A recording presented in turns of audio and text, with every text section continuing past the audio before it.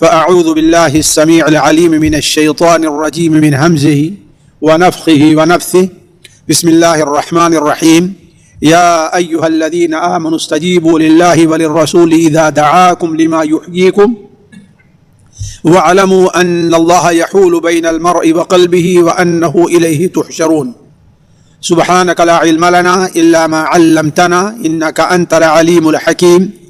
رب اشرح لي صدري ويسر لي أمري واحلل عقدة من لساني يفقهوا قولي واحلل عقدة من لساني يفقهوا قولي.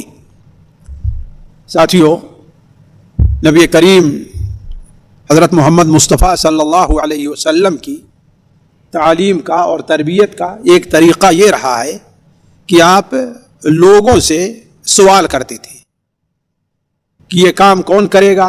جانتے ہو سب سے اچھا کون ہے؟ کیا تم جانتے ہو کہ وہ کون سے کام ہیں جو جنت کے قریب کریں اور جہنم سے دور کریں؟ کیا جانتے ہو کہ اللہ تعالیٰ کن چیزوں کو پسند کرتا ہے؟ کیا تم جانتے ہو کہ وہ کون سی چیز ہے جو کام کر لینے سے انسان مومن بن جائے گا؟ یعنی اس قسم کے سوالات کیا کرتے تھے. پھر اس کے بعد آپ صلی اللہ علیہ وسلم وقت کی مناسبت سے یا جو سامنے ہوتا تھا جس سے سوال کرتے تھے اس کی مناسبت سے آپ جواب دیا کرتے تھے. آپ کے سوال کا مقصد یہ ہوتا تھا کہ سامنے والا متوجہ ہو جائے. جیسے میں ابھی بیٹھے بیٹھے کسی سے نام لے کے پوچھوں ہاں تم جانتے ہو یہ کیا چیز ہے، تو ظاہر بات ہے وہ ہماری بات کو دوسرے کے مقابلے میں زیادہ سنے گا. تو آپ صلی اللہ علیہ وسلم بسا اوقات سوال کیا کرتے تھے، پھر اس کے بعد جواب دیتے تھے. انہی سوالات میں سے اور آپ کے جوابات میں سے آج ایک حدیث میں آپ کے سامنے رکھ رہا ہوں جس میں اللہ تبارک و تعالی اللہ کے رسول صلی اللہ علیہ وسلم نے ہمیں اور آپ کو 5 باتوں کی وصیت کی ہے، اور 5 باتوں کی وصیت کا فائدہ کیا ہے وہ بھی بیان کیا ہے.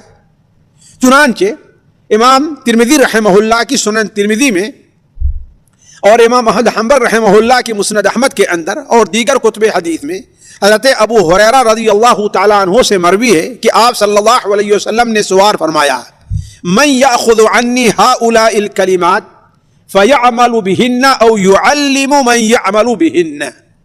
آپ صلی اللہ علیہ وسلم نے ارشاد فرمایا کہ تم میں سے کون شخص ہے جو مجھ سے ان باتوں کو سیکھے، مجھ سے ان باتوں کو سیکھے، یہ باتیں مجھ سے لے، پھر ان باتوں پر عمل کرے یا کسی ایسے شخص کو بتلائے کہ وہ ان باتوں پر عمل کرے.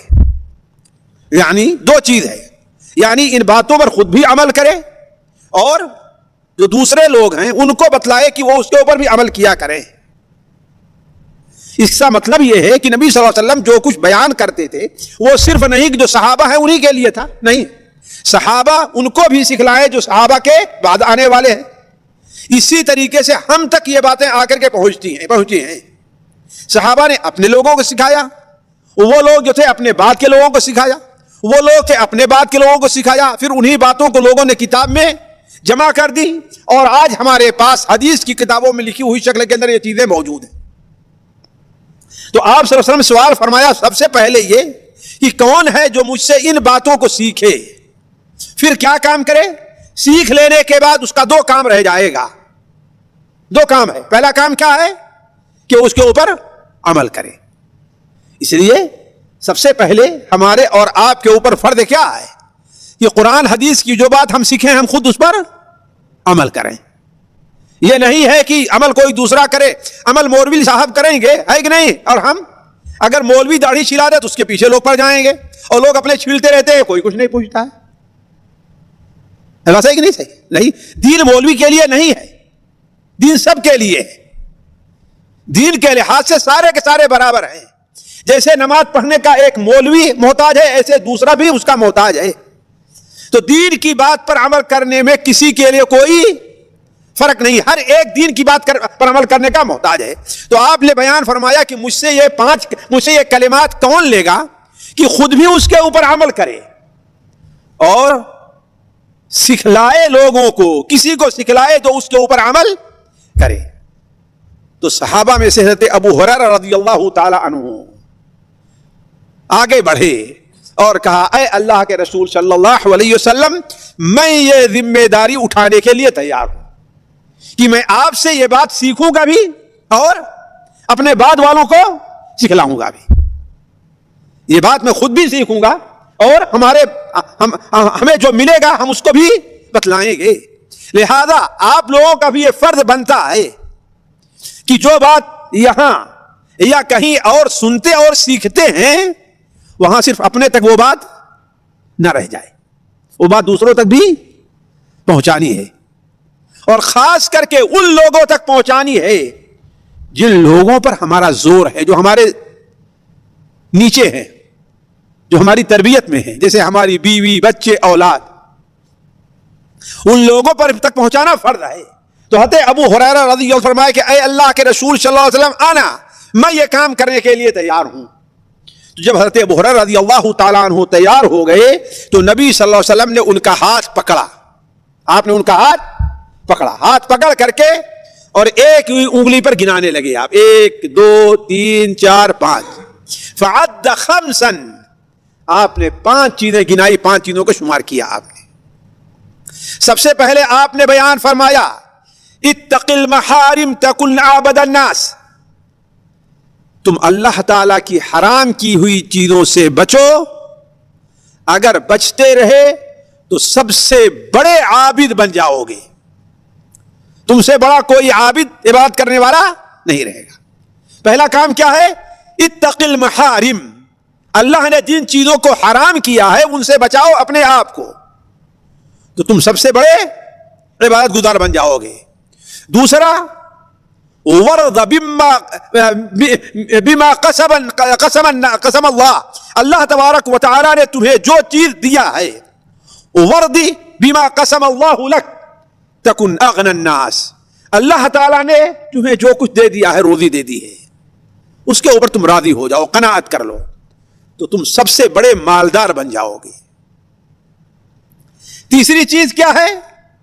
وَأَحْسِنْ إِلَىٰ جَارِكَ تَكُنْ مُؤْمِنًا, اپنے پڑوسی کے ساتھ اچھا برتاؤ کرو تو تم مومن بن جاؤ گے, تم مومن بن جاؤ.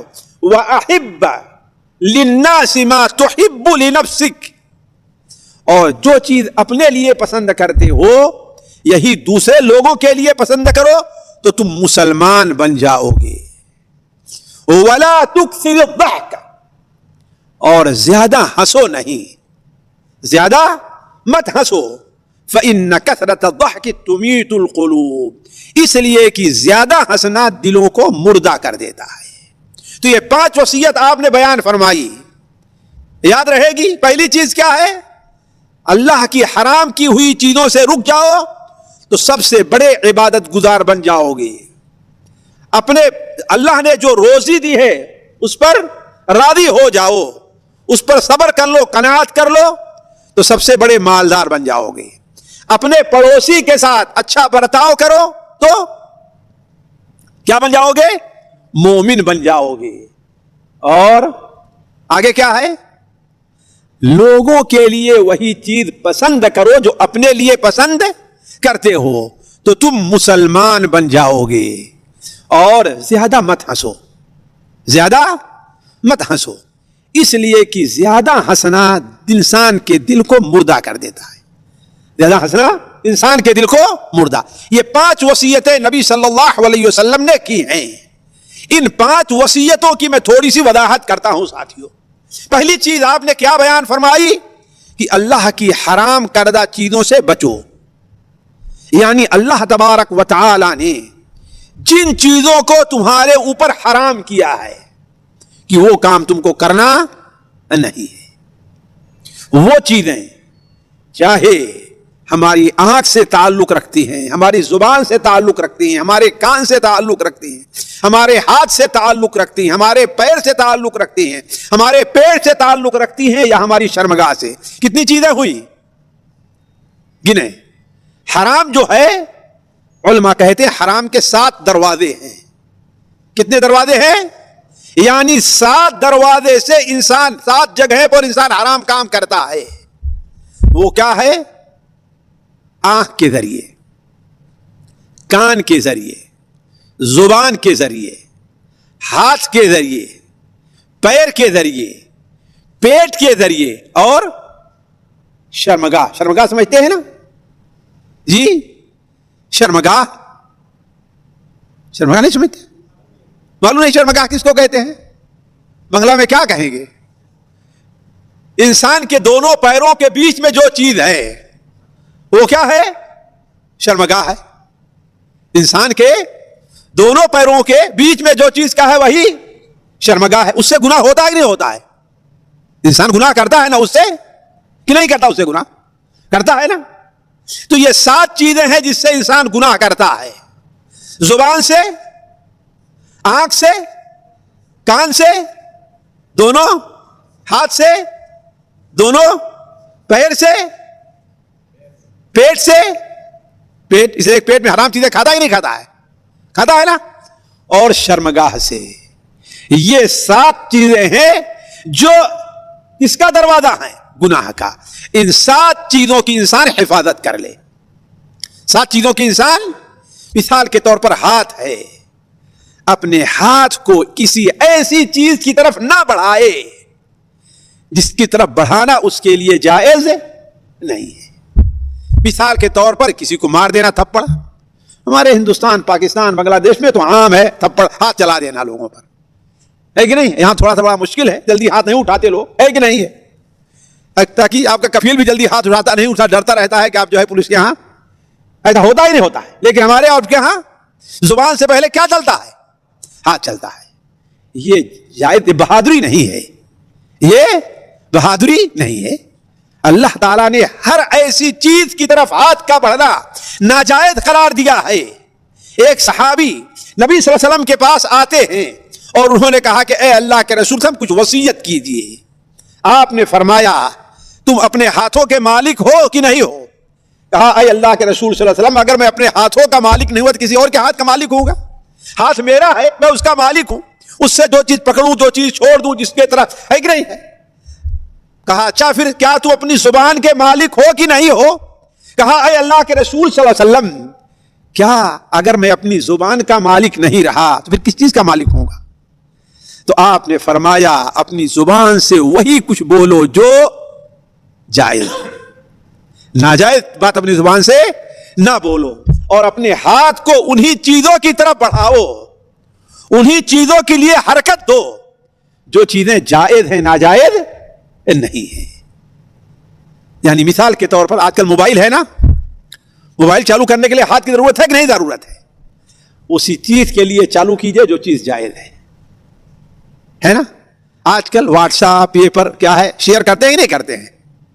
تو اسی چیز کا شیئر کر کیجئے جس کا شیئر کرنا کیا ہو، جائز ہو، ناجائز نہ ہو. تو اتق المحارم، تم حرام سے بچو. جن چیزوں کو اللہ تعالیٰ نے حرام کیا ہے، خواہ وہ چیزیں اخلاق سے متعلقہ ہیں، معاملات سے متعلقہ ہیں، ان کا تعلق بندے سے ہے یا ان کا تعلق بندے اور اللہ سے ہے یا بندے اور بندے کے درمیان میں ہے. آپ جانتے ہیں ہم اپنی زبان سے کسی کو گدھا کہہ دیں، کسی کو کتا کہہ دیں، یہ تو معمولی چیز ہے نا، ہے نا؟ مذاق مذاق میں ہم لوگ گدھا کہتے ہیں کسی کو. حالانکہ ابراہیم نخعی ایک تابعی ہیں، وہ بیان کرتے ہیں کہ ہم لوگوں آپس میں کہتے تھے کہ اگر کوئی آدمی کسی کو گدھا کہتا ہے تو قیامت کے دن اللہ تعالیٰ اسے حاضر کرے گا اور اس بندے کو حاضر کرے گا اور اللہ پوچھے گا کیا ہم نے اسے گدھا پیدا کیا تھا؟ ہم نے اسے کتا پیدا کیا؟ تم نے گدھا اور کتا کہا، یہ گدھا ہے؟ اس کا سوال ہوگا قیامت دن ہم سے اور آپ سے. معاملہ آسان نہیں ہے. ہماری زبان سے جتنا آسان نکل جاتا ہے اتنا آسان اللہ تعالیٰ کے یہاں نہیں ہے. اسی لیے ہمارے نبی صلی اللہ علیہ وسلم نے ارشاد فرمایا بسا اوقات بندہ اللہ کی ناراضگی کا ایک کلمہ اپنی زبان سے نکالتا ہے، بس ایک کلمہ نکالتا ہے اپنی زبان سے، اور اس کی وجہ سے 70 سال تک جہنم میں جلتا رہتا ہے. کتنا؟ جہنم میں ایک کلمہ سے 70 سال تک. آپ لوگوں کو یاد ہوگا صحیح مسلم کے اندر وہ روایت ہے کہ اللہ کے رسول صلی اللہ علیہ وسلم نے ارشاد فرمایا کہ تم سے پہلے زمانے میں 2 بھائی یا 2 ساتھی تھے، ایک بڑا نیک تھا اور دوسرا گنہگار تھا. ایک بڑا نیک ساتھی جو تھا اس کو جب کوئی گناہ کا کام کرتے دیکھتا تو اس کو منع کرتا، اس کو ڈانٹتا، اور یہ اچھی تھی. وہ کہتا کہ جاؤ اللہ تعالیٰ آپ کا بھلا کرے، آپ نے اپنا کام کر دیا نا. ایک دن جا رہا تھا، دیکھا کوئی بہت بڑا گناہ کام کر رہا اس کی نظر میں. ہو سکتا ہے اللہ حقیقت میں وہ بڑا گناہ کام نہ ہو، لیکن اس نے کیا سمجھا بہت بڑا گناہ کا کام ہے، وہ بڑا ناراض ہوا اور غصے میں کہا ہم تم کو کتنا منع کرتے ہیں، کتنا روکتے ہیں، لیکن تم مانتے نہیں ہو، اللہ کی قسم اللہ تجھے کبھی نہیں معاف کرے گا۔ کیا کہہ دیا؟ اللہ تجھے کبھی معاف نہیں کرے گا۔ اللہ تعالیٰ نے دونوں کو موت دی اور دونوں کو اپنے سامنے حاضر کیا، تو اللہ تعالیٰ نے فرمایا کہ کون ہے جو میرے بارے میں قسم کھاتا ہے کہ میں کس کو معاف نہیں کروں گا؟ معاف کرنا کس کا کام ہے؟ اللہ کا۔ کون ہے قسم کھا رہا ہے؟ گنہگار سے کہا اے میرے بندے جا میری رحمت سے تو جنت میں چلا جا، اور اس عبادت گزار کو کہا جا تو جہنم میں چلا جا۔ صرف ایک بات کہی نا، اس کے بعد کہاں چلا گیا؟ وہ جہنم میں گیا ہے۔ تو علی کل حال کہنے کا مطلب یہ ہے ساتھیوں کہ وہ کوئی بھی گناہ ہے، چاہے چھوٹا گناہ ہو یا بڑا گناہ ہو، وہ گناہ بندوں کے درمیان ہے یا بندے اور اللہ تعالیٰ کے درمیان ہے، کوئی بھی گناہ ہے انسان کو اس سے پرہیز کرنا چاہیے۔ اگر انسان نے اس سے پرہیز کر لیا تو اللہ تبارک و تعالی کے نزدیک کیا ہوگا؟ سب سے بڑا عبادت کرنے والا بن جائے گا۔ کیوں؟ اس لیے کہ بندہ جانتا ہے کہ جو اللہ تعالی گناہوں کو معاف کرتا ہے وہی اللہ تعالی گناہوں پر پکڑتا بھی ہے۔ جو اللہ گناہوں کو معاف کرتا ہے وہی اللہ تعالی گناہوں کو پکڑتا بھی ہے۔ وہ اللہ تعالی جو 100 آدمیوں کے قاتل کو بھی معاف کر دیتا ہے، وہی اللہ تبارک و تعالی اگر کوئی بندہ یہ کہتا ہے کہ اللہ تجھے کبھی نہیں معاف کرے گا، اسے جہنم میں ڈال دیتا ہے۔ اسی لیے نبی صلی اللہ علیہ وسلم نے ارشاد فرمایا ایاک والمعصیہ، گناہوں سے تم لوگ بچتے رہو، اس لیے کہ گناہ سے اللہ تبارک و تعالیٰ کا غضب نازل ہوتا ہے، اللہ تعالیٰ کی ناراضگی نازل ہوتی ہے۔ اور خاص طور پر ساتھیوں لوگوں کے سامنے تو نیک بننا اور خود تنہائی میں جا کر کے گناہ کا کام کرنا اور سمجھنا کہ میں کوئی غلط کام نہیں کر رہا ہوں، سمجھنا کہ یہ تو لوگوں کو تو دھوکہ دے رہا ہوں میں، ایسا گناہ بڑا خطرناک ہے، بڑا خطرناک ہے۔ ایسا گناہ جیسے مثال کے طور پر بسا اوقات لوگ کسی کو دھوکہ دیتے ہیں اور بجائے اس کے بعد میں شرمندہ ہوں تنہائی میں جا کر کے کیا ہے اس کے اوپر خوش ہوتے ہیں۔ آج کل جیسے بڑی عام سی چیز ہے، آپ کی خدمت کا دعویٰ کریں گے لوگ اور پیچھے سے آپ سے پیسے بھی اینٹتے رہیں گے، ہے نا؟ کیا کہیں گے؟ فلاں کو دینا ہے، فلاں کو دینا، فلاں کو دینا، وہ سارا کیا رہتا ہے؟ اپنی۔ یہ ایسے گناہ ہیں جو اللہ تعالیٰ کے ہاں ناقابل معافی ہیں۔ سنن ابن ماجہ میں حضرت ثوبان رضی اللہ تعالیٰ عنہ کی روایت ہے، نبی کریم صلی اللہ علیہ وسلم نے ارشاد فرمایا میں ایسے لوگوں کو جانتا ہوں جو قیامت کے دن تہامہ پہاڑ کے برابر نیکیاں لے کر کے آئیں گے۔ کتنی نیکی؟ تہامہ پہاڑ، تہامہ جو مکے کے ارد گرد پہاڑ ہے وہ تہامہ کا علاقہ ہے، مکے سے جو یمن کی طرف علاقہ ہے وہ تہامہ کا علاقہ کہتا ہے۔ اسی لیے نبی صلی اللہ علیہ وسلم کے ایک نام تہامی بھی ہے، نابیہ تہامی، اس لیے کہ وہ علاقہ تہامہ کا کہلاتا تھا، مکہ اور اس کے جنوب کا، تو اسے تہامی کہلاتے تھے۔ بیان فرمایا کہ آپ نے ارشاد فرمایا کہ تہامہ پہاڑ کے برابر نیکیاں لے کر کے آئیں گے، لیکن اللہ تعالیٰ ان نیکیوں کو بالکل ہوا کر دے گا، کوئی اہمیت نہیں، جیسے ریت کے ذرات اڑتے رہتے وہ کر دے گا۔ صحابہ نے کہا اے اللہ کے رسول وہ کون سے لوگ ہیں بتائیے تو ہمیں، تاکہ ہم ان جیسے نہ ہوں، ہم اپنے آپ کو بچائیں۔ آپ نے بیان فرمایا وہ وہی لوگ ہیں جو تمہاری طرح نماز پڑھتے ہیں، تمہاری طرح روزہ رکھتے ہیں، تمہاری طرح حج کرتے ہیں، تمہاری طرح نیکیاں جمع کرتے ہیں، لیکن جب تنہائی میں جاتے ہیں تو سارے گناہ کا کام کر جایا کرتے ہیں۔ تو جو یہ جانے گا کہ گناہ سے اللہ تعالیٰ ناراض ہوتا ہے، گناہوں سے اللہ تعالیٰ نیکیوں کو برباد کرتا ہے، وہ آدمی کیا کرے گا؟ اللہ تبارک و تعالی کا عبادت، گناہوں سے اللہ کی نافرمانی سے انسان بچتا رہے گا، وہ گناہوں سے اپنے آپ کو بچائے گا۔ تو وہ انسان جو اپنے آپ کو گناہوں سے بچا لے، وہ گناہ چاہے برائی کرنا ہے یا عبادت کو چھوڑنا ہے، اس لیے گناہ دو قسم کے ہیں، گناہ دو ہوتے ہیں۔ ایک گناہ تو یہ ہے کہ اللہ نے جس کام کے کرنے کا ہمیں حکم دیا ہے وہ کام ہم نہ کریں، جیسے نماز پڑھنا ہے ہم نماز چھوڑ دیں، روزہ رکھنا ہے ہم روزہ چھوڑ دیں، سچ بولنا ہے ہم سچ نہ بولیں۔ تو جن چیزوں کو اللہ نے حکم دیا ہے وہ کام ہم نہ کریں، اور دوسرا گناہ وہ ہے کہ جن چیزوں کے کرنے سے منع کیا ہے اللہ نے ہم وہ کام کریں۔ تو جو آدمی یہ کرے گا تو اس سے بڑا عبادت گزار کون ہوگا؟ اس کے پاس صرف نیکیاں ہی رہ جائیں. کیا رہیں گی؟ نیکی ہی رہ جائے گی, ہے کہ نہیں؟ اس کے نامۂ اعمال میں گناہ نہیں ہوں گی. بلکہ دیکھیں سب بڑا عبادت گزار کیسے بنے گا. نبی صلی اللہ علیہ وسلم کی ایک حدیث ہے صحیح بخاری وغیرہ میں کہ جب بندہ کوئی نیکی کا کام کرتا ہے, نیکی کا ارادہ کرتا ہے اور وہ نیکی کر جاتا ہے تو اللہ تعالیٰ اس کو 10 نیکیاں لکھتا ہے. کتنا؟ 10 نیکی. کتنا لکھتا ہے؟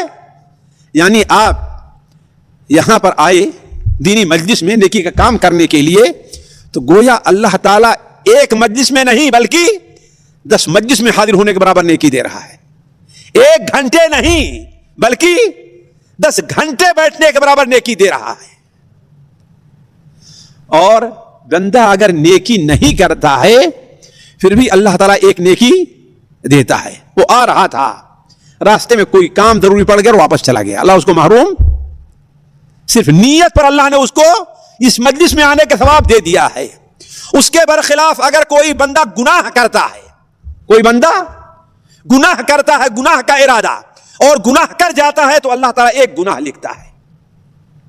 اور اگر گناہ کا ارادہ کرنے کے بعد اس لیے چھوڑ دیتا ہے کہ اللہ تعالیٰ نے اس کو ناجائز قرار دیا ہے.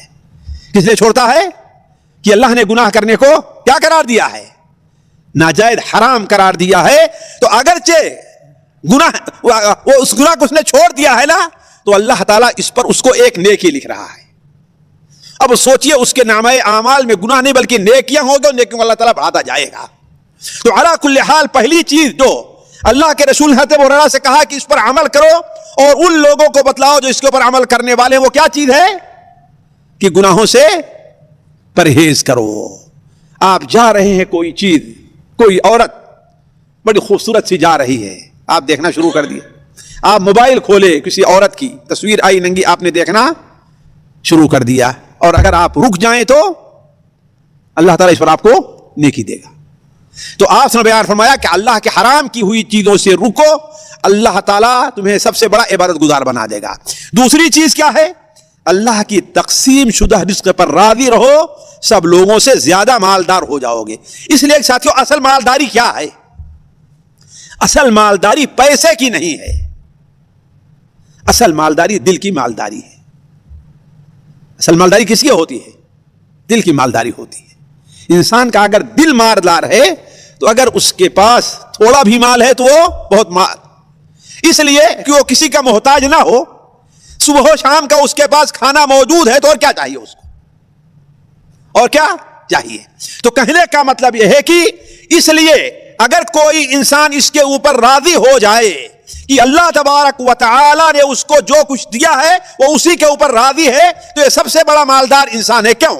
اس لیے کہ وہ جانتا ہے کہ اللہ روزی کو تقسیم کرنے والا کون ہے؟ جی اللہ تعالیٰ ہے. کہ کوئی بندہ ہے, روزی کس نے تقسیم کیا ہے؟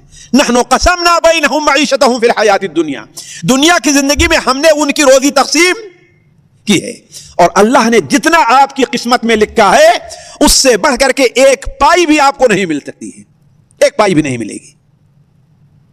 اب اگر انسان کوئی مال چوری کر کے, جھوٹ بول کر کے لے رہا ہے, اگر اس کو مل جا رہا ہے تو وہ جلدی کر رہا ہے, وہ اس کو ملنا ہی تھا آخر میں ایک دن, وہ اس کو ملنا ہی تھا, لیکن اس نے جلد بازی کر کے اسے حاصل کر لیا ہے.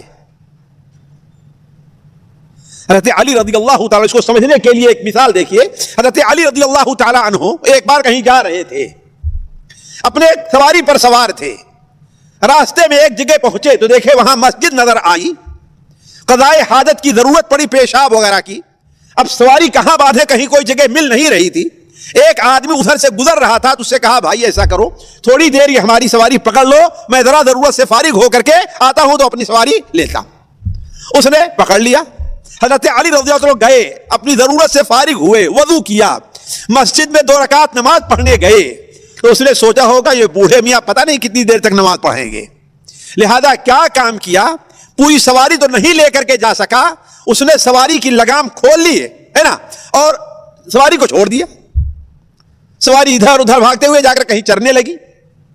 حضرت علی رضی اللہ تعالیٰ عنہ جب باہر آئے تو دیکھتے ہیں نہ ہماری سواری ہے اور نہ وہ شخص موجود ہے، نہ سواری موجود ہے نہ ہی وہ شخص موجود ہے.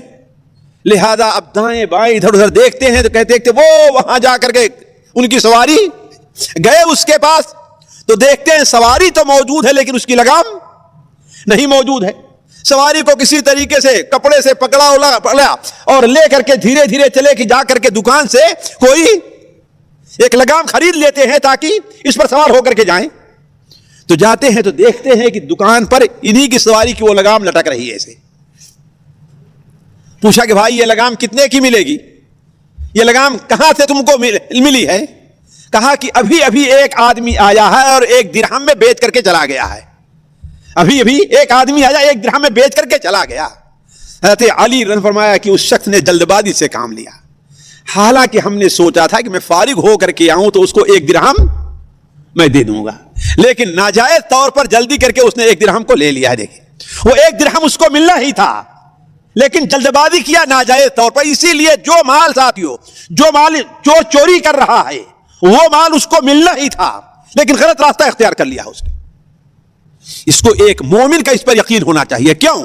اس لیے کہ بندے کو وہی ملنے والا ہے جو اللہ تعالیٰ نے دیا ہے. نحن قسمنا بینہم معیشتہم فی الحیات الدنیا، اس دنیا کی زندگی میں ان کی روزی کو کس نے تقسیم کیا ہے؟ ہم نے تقسیم کیا. اسی لیے بسا اوقات انسان بڑی کوشش کرتا ہے اور سمجھتا ہے کہ اب مجھے چیز مجھے مل گئی لیکن نہیں مل پاتی ہے نا. چور چوری کرنے جاتا لیکن پکڑا جاتا ہے کہ نہیں؟ ڈاکہ ڈال کے آتا رہتا ہے لیکن پکڑ لیا جاتا ہے. ایسے آپ سوچتے کتنے مشاہدات ہوں گے ایسے. تو ایک مومن یہ یقین رکھتا ہے کہ روزی تقسیم کرنے والا کون ہے، لہذا جو کچھ اس کو مل رہا ہے اس پر اللہ تعالیٰ کا شکر ادا کر رہا ہے. دوسرے کی لالچ وہ نہیں کرتا ہے، دوسرے کے سامنے ہاتھ نہیں پھیلاتا. دوسری چیز وہ یہ سمجھتا ہے کہ اگر اللہ تبارک و تعالی نے زیادہ مال کو میرے لیے پسند فرماتا تو مجھ کو دے دیا ہوتا.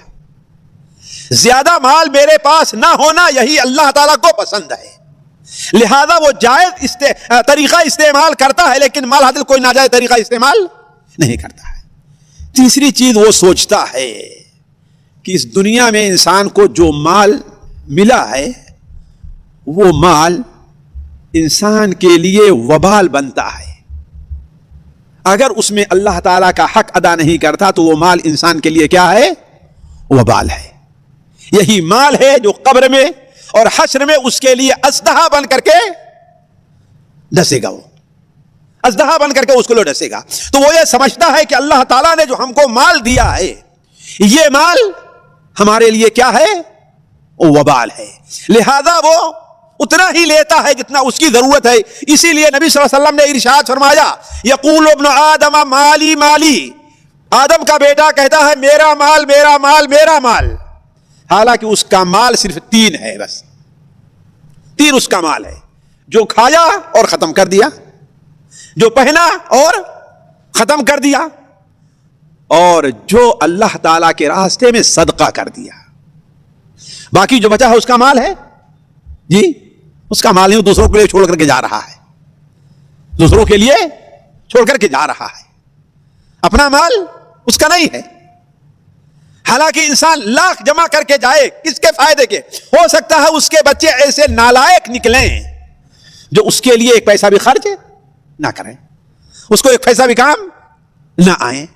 تو کہنے کا مطلب یہ ہے کہ ایک مومن اول یہ سمجھتا ہے کہ جو مال روزی ہم کو ملی ہے کس کی تقسیم ہے؟ یہ اللہ تعالیٰ کی. دنیا کے لوگ جتنا چاہیں ہمیں نہیں دے سکتے. دوسری چیز یہ ہے کہ اللہ تبارک و تعالیٰ اگر مجھ سے چاہتا، اگر پسند ہوتی یہ چیز ہمارے فائدے کی ہوتی تو اللہ تعالیٰ ہمیں زیادہ دے دیتا. ساتھیوں ہم نے اپنی آنکھوں سے دیکھا ہے بعض لوگ بڑے نیک تھے لیکن ان کی اولاد نالائق نکلی. کس کی؟ پیسے کی وجہ سے.